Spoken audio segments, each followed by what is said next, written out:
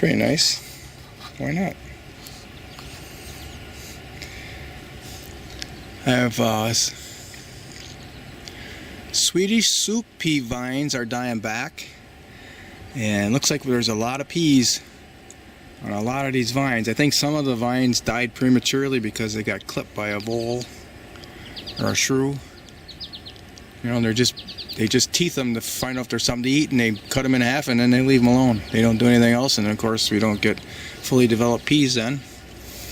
You can see some that are really brown there on the end. Those are ones that I think they clipped, but looks like there's plenty that they didn't clip.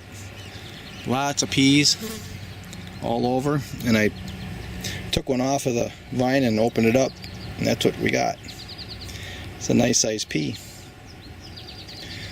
These are meant for dehydrating or just letting them naturally dry on the vine. That's what I want to do. Well, hopefully nothing figures out their food and eats them.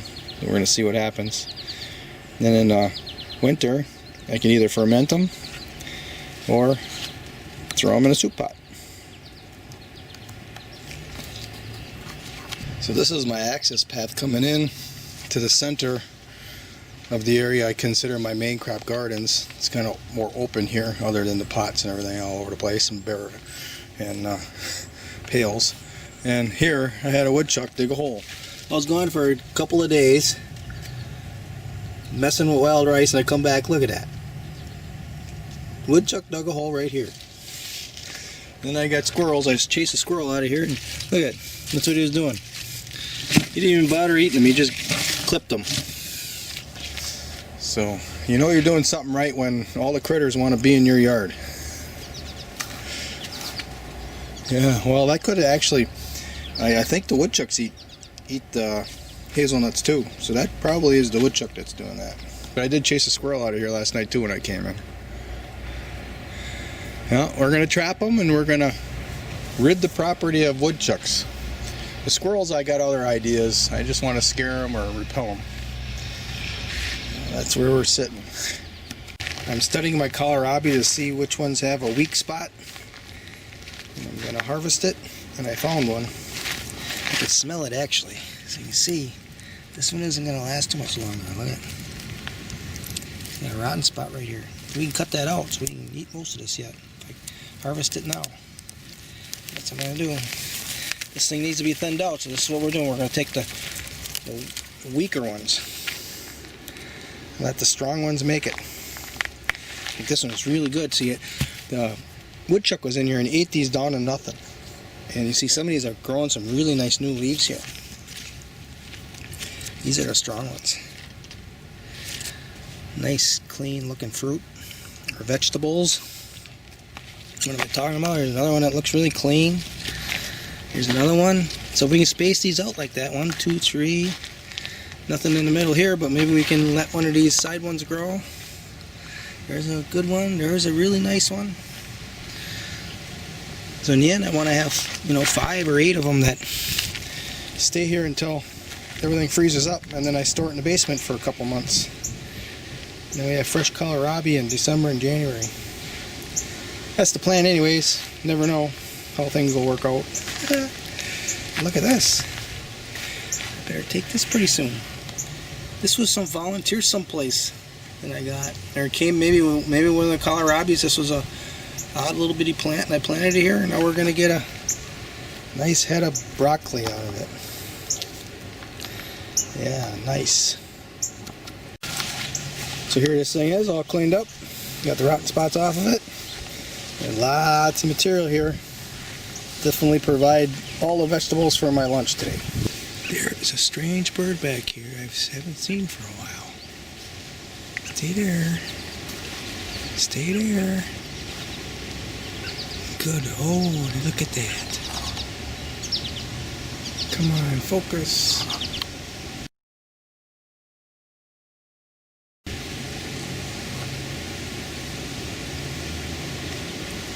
That is a swallowtail on a cup plant.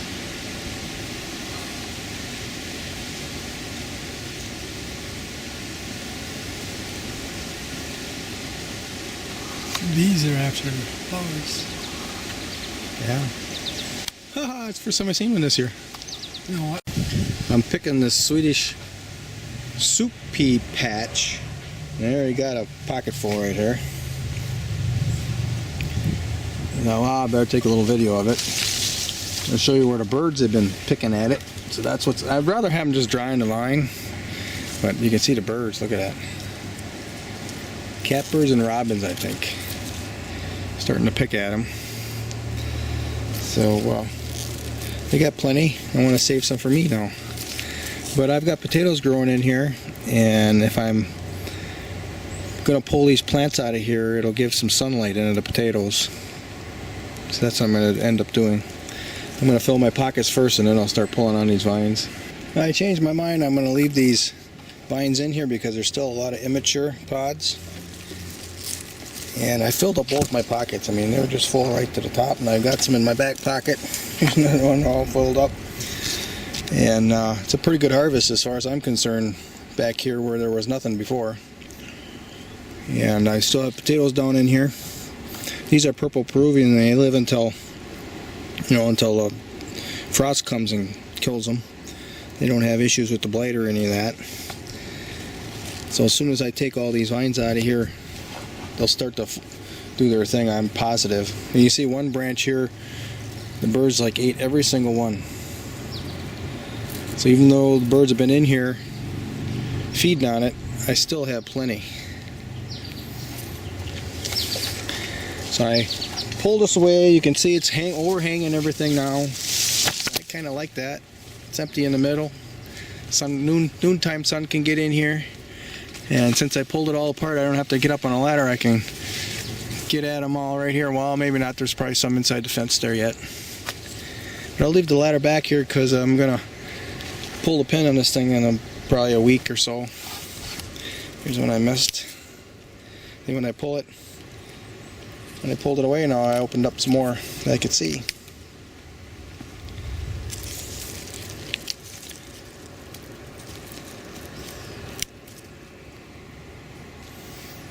I'm going to go through all these peas. I've got a harvest from up in main crop garden number 5 too. I'm going to go through them, and I'm going to save the seeds that are in large pods, large seeds, a lot of seeds in one pod, and those I'll replant next year. Everything else I'll save for either fermenting and adding to meals, or I'll use them for soup. Okay. These are the Sweetie soup peas. This is the harvest from main crop garden number 5. That's the one I just completed. Not too bad. Still some left in that batch.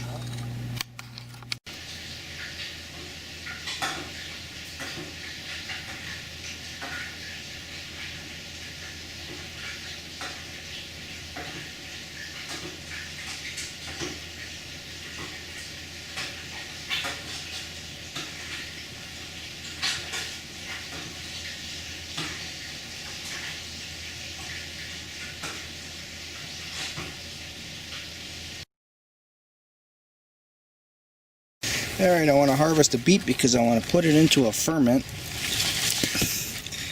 That one looks pretty big. Ooh, this one's being chewed on. Look at that. Better get a trap in here. That's a fresh one, fresh mark too. It's just nothing is sacred. The critters will eat it all. This is a big one here. Let's get this one in there. Look at that one. That's a nice one there. There you go. Yeah, it's got something there. Not huge, but I can add it to the ferment. Alright, good. Alright, we're walking back into this buffering area here. This is main crop garden number 4, and then over there is the neighbor's lawn grass. And their big old barge that they parked there like 10 or 12 years ago and never moved. I asked him, I said, is that something you dreamed about all your life, and now that you've finally got one, now you don't need to dream about it anymore? And he kind of looked sheepish at me. He said, yeah. So here we have radishes that I want to show you that are growing. This one's just starting to go to seed here now, or starting to blossom and then go to seed. So that's when I normally pull them out of the ground. So I'm going to pull this one, see what we got. Not a bad one. Okay, we're not done. Here's another 2 of them. Let's get this weed out of here. This one here isn't going to seed, which is just amazing to me. And look at, it's got a really nice radish growing. Sometimes you pick them and they're a little rotten, but that one looks pretty clean. So we're going to let that go. And being August 9th, this is just amazing. Here's another one that's just beginning to blossom, but I already picked one, and I got another one I'll show you yet that I got to pick. That one is forming pretty decent. Nothing special. But I think I let it go another couple weeks. No, a couple days, I'm sorry. Let it get a little bit bigger. Of course, we want to eat them fresh, so if we get too many at once, then we're not eating them fresh. We've got one, and come over here, let's look at this one. This one is really starting to blossom. So this is a hybrid, and gathering the seeds is no guarantee that you're going to get anything decent, so I don't. And we're just going to go and pull this out. Oh, look at that big old monster. That's at least a foot. It looks clean too all the way around. Okay, now we got lunch. The vegetables for lunch is made right here.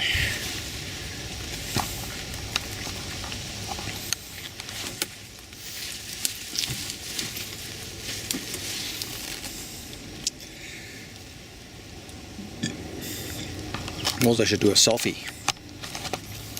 I like selfies with radishes. I've got a history of that. There. The makings of a ferment right there.